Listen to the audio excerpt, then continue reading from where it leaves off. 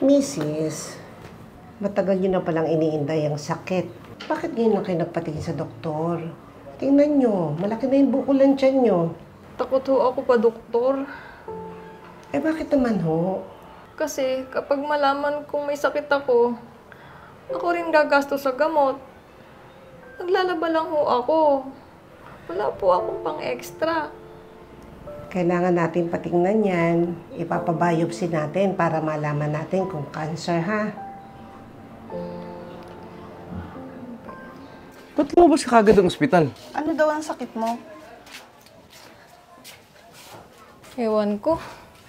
Ang alam ko lang, mamamatay ako dun sa gastos. Eh, dapat humingi ng tulong sa gobyerno. May guarantee letter na po si Mama. Kaso maliit lang yung cover.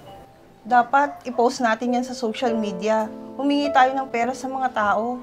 Na-post ko na po. Kaso, onti lang po yung mga nagbigay. Akala po yata nila scam.